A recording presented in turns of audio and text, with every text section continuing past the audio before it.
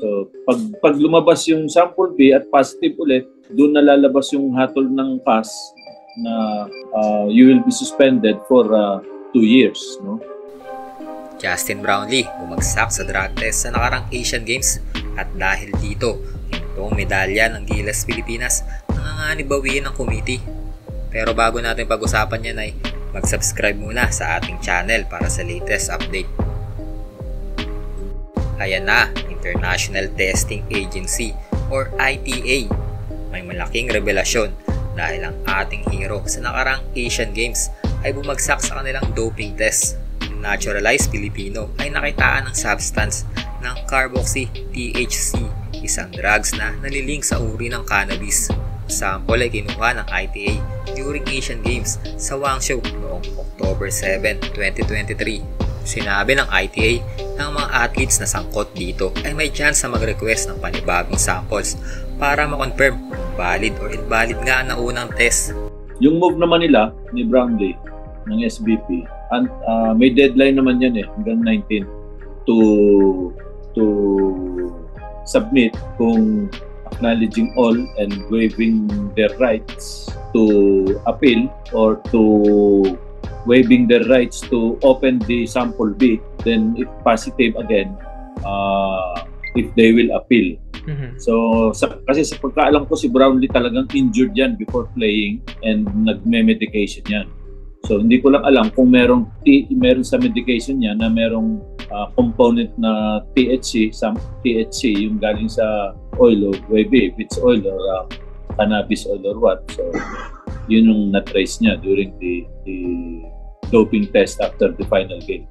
That turns out positive yung sample A.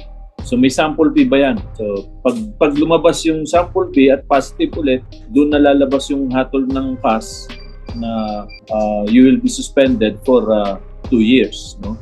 Ang Pilipinas ay tinalo ang Jordan sa score na 70-60 noong October 6 kung saan gumawa nga si Justin ng 20 points at 10 rebounds during gold medal match.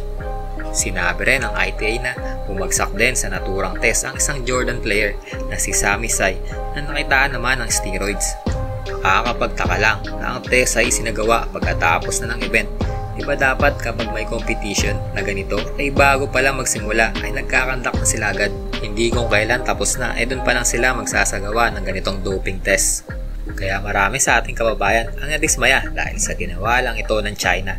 Dahil sa kahiyan, hindi nga sila nakapasok ng finals kaya pinag-initan ang Gilas Pilipinas at Jordan National Team.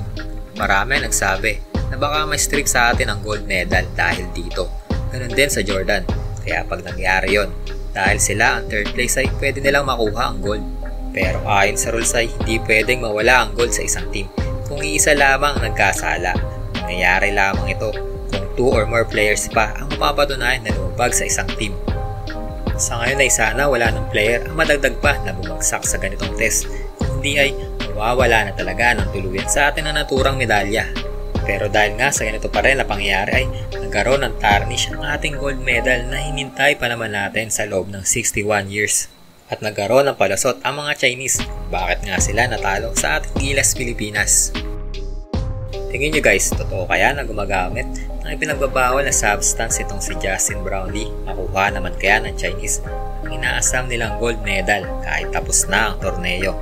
Mag-comment lang sa baba kung totoong gumagamit nga si Justin Brownlee ng ipinagbabawal na gamot. Thanks for watching. Peace.